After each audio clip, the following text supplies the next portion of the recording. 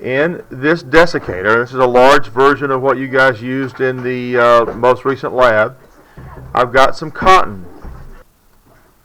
Alright, tiny little piece of cotton. You want it to be nice and fluffy as best you can. We're going to try to put it down inside this fire syringe using micro spatula down to the bottom.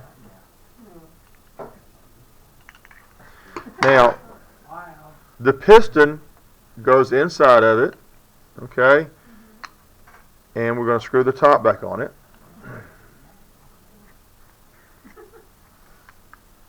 Don't cross-thread it like I started to do. Okay, and so that's what you have. Now, when this is sitting up here, if you pull it all the way top, this thing wiggles around. There's a reason for that. It allows air to go in and out of it. What you want to do is to get it started down into this part right here, okay? Down inside the cylinder part of it. Let me tilt that down so you can see a little better, all right? Got it? And then all you got to do is you want to try and shove the top down. Okay? That's all you're doing. Ready? Okay? What happened to it? I didn't even... In your lab logbook, you're going to have a title, date, page number like always. And once you've done the lab, or while you're doing the lab, there's several things you need to have in your lab logbook. As always, with any lab, you're going to explain what you saw. In this particular case, you're also going to put in your lab logbook the gas law you think is involved. And you're going to explain in that lab logbook why you think that's the correct gas law to explain the behavior you're seeing. And you also want an illustration of the apparatus. The apparatus is the equipment you're using. Okay? Guys, these are things you need to put in your lab logbook for every lab, not just this lab. Okay? Always have really good observations. Whenever you can, you're going to have an illustration of your apparatus.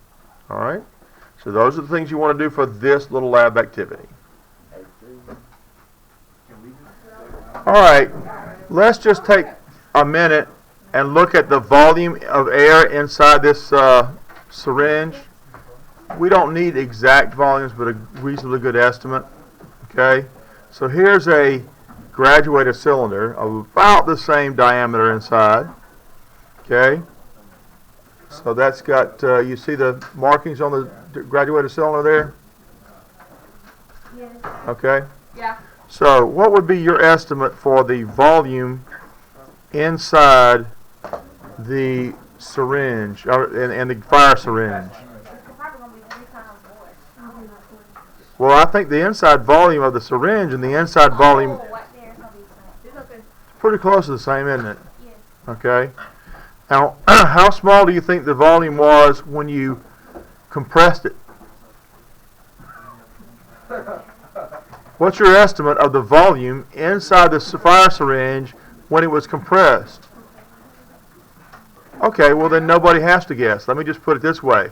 You need to estimate in your lab logbook how much the volume was when you started your demonstration, where you got a result, and how much volume you had when you ended the demonstration and got a result. Okay? So you're going to estimate. It doesn't have to be exact, but you're going to do your best guess to figure out what do I think the volume was when it was fully compressed. Okay? That's all you got to do. Just make sure you have that listed in your lab logbook. Okay? Got it? Yes. All right then. Follow me on Instagram, Lauren. All right. So just so in case you didn't see, this was a 10 millimeter graduated cylinder I was holding up next to it.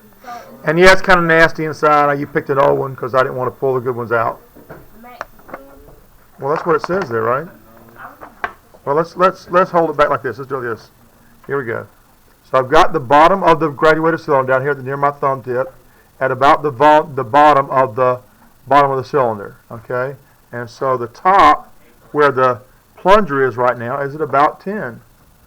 Okay, right here where the top marking is.